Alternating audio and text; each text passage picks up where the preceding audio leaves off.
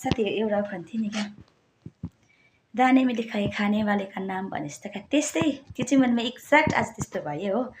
के भन्दा चाहिँ नि मेरो हस्बेन्डले चाहिँ चप्पल मगाउनु भएको रहेछ होइन फ्लिपकार्टबाट, त्यो पनि रिबकका आमामा ब्रान्डेड महँगो मगाउनु भएको रहेछ।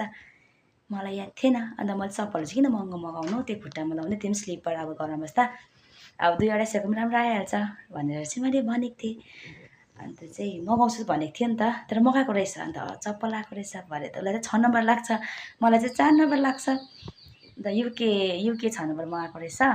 कस्तो हेर्नु न, मेरो खुट्टा भाग्यमानीको भुत्ते कमरो भनेको चाहिँ सिडीमा चाहिँ हो रहेछ। आफूले नि मगाएको थिएन भने अब लाउनु पाएँ क्या यस्तो महँगो स्लिपर खुट्टामा।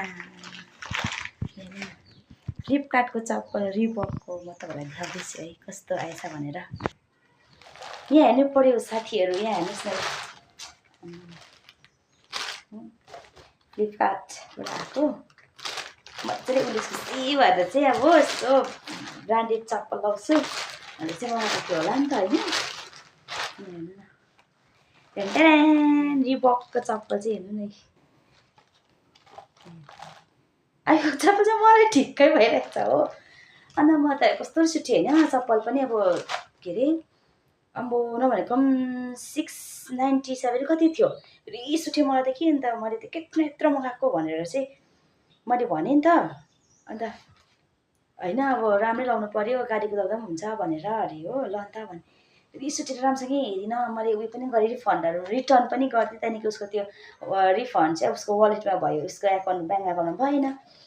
अन्त ल भनेर चाहिँ ऊ चाहिँ गयो, सिलगढी गयो हो। अन्त मलाई चाहिँ फेरि मलाई यस्तो सोचेँ चप्पल यस्तो हेरेर त मेरो साइजमा हुनेछ भनेर चाहिँ नापेको त मलाई ठिक्कै साथी हो। यी रिबकको चप्पल चाहिँ अब मेरो सिडीमा रहेछ, मेरो खप्परमा हो।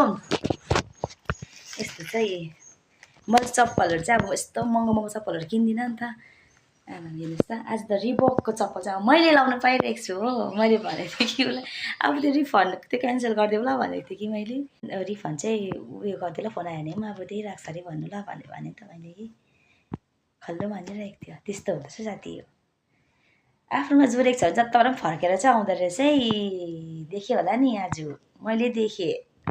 यहाँ हेर्नु त साथी हो, यी ठिक्कै आएको छ मलाई ठिक्कै हो। जान्दैन मगाएछ नि मेरो बुढोले त।